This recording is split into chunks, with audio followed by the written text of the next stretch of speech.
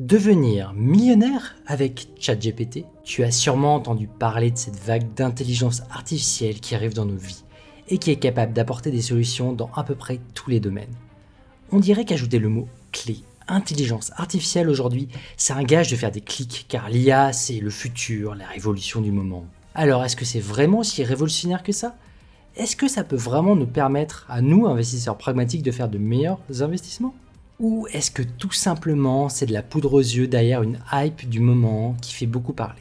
Apparemment, ChatGPT serait capable de battre des gérants de fonds et la plupart des particuliers.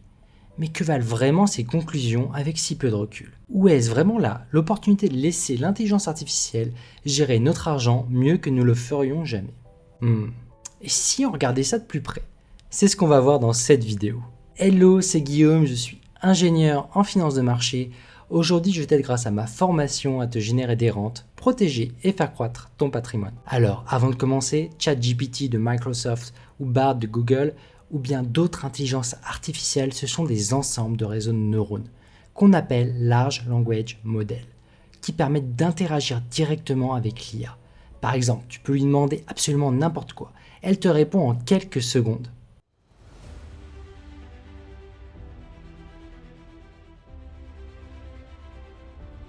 Tu peux voir ChatGPT comme un robot dénué de sentiments, qui est capable de lire des bases de données gigantesques, pour te donner la réponse la plus probable possible avec son modèle.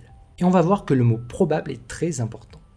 Et c'est tellement populaire ces derniers temps que des dizaines de millions de personnes carrément utilisent maintenant ChatGPT de Microsoft ou Bard de Google ou d'autres quotidiennement pour augmenter leur productivité.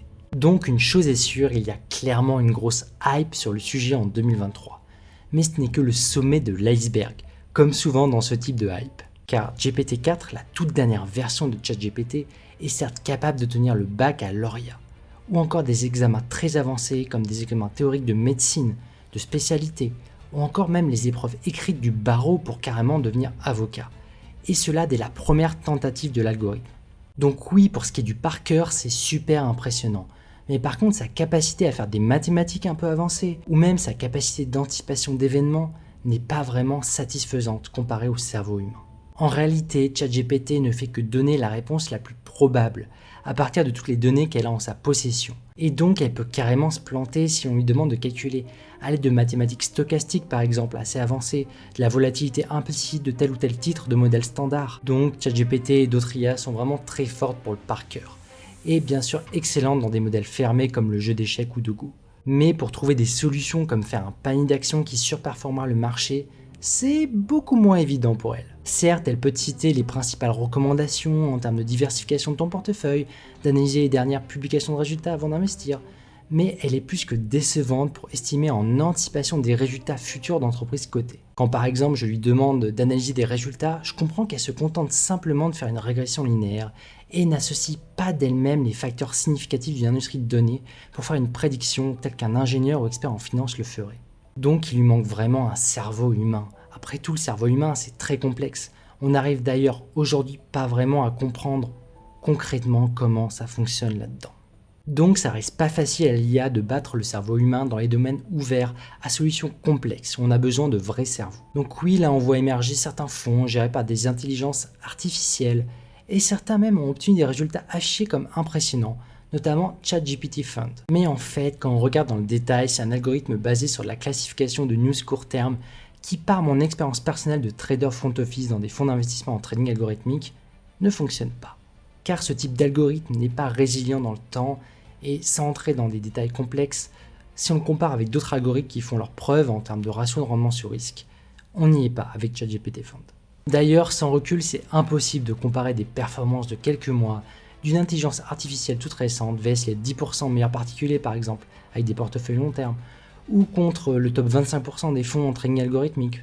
Donc il y a vraiment une notion de performance relative à bien comprendre, que ça soit sur la même période temporelle et avec un niveau de risque de la stratégie d'investissement qui sont comparables entre elles. Bref, on n'est clairement pas sur une révolution avec une IA qui investirait à notre place. Par contre, on doit lui reconnaître sa capacité à résumer ou extraire très rapidement de l'information qui est très impressionnante. Donc je vois ces intelligences artificielles comme des bons outils qui permettent d'être encore plus productifs qu'avant en déléguant des tâches simples répétitives, dans un contexte fermé, très bien défini. Et bien sûr qui ne demande pas de cerveau. In fine, la meilleure solution pour investir sur le long terme, tu la connais déjà en fait. C'est d'investir dans des actifs de qualité en regardant ce qu'on peut pragmatiquement anticiper en termes de bénéfices futurs.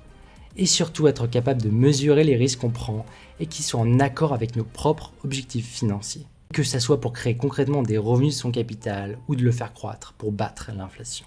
Pour aller plus loin avec moi sur tes investissements, tu sais que tu peux regarder ma formation complète qui t'apprend pas à pas à investir avec pragmatisme. T'as le lien ici. Voilà, si tu as aimé cette vidéo et que tu veux voir à quoi ça ressemble une analyse d'action, je t'invite à regarder ma vidéo sur Hermès, une entreprise du CAC 40 éligible au PEA qui est un mastodonte de l'industrie du luxe. Merci beaucoup à toi d'avoir regardé ma vidéo jusqu'au bout. Oublie pas de mettre ton plus gros pouce bleu. Sur ce, restons pragmatiques. Allez, ciao!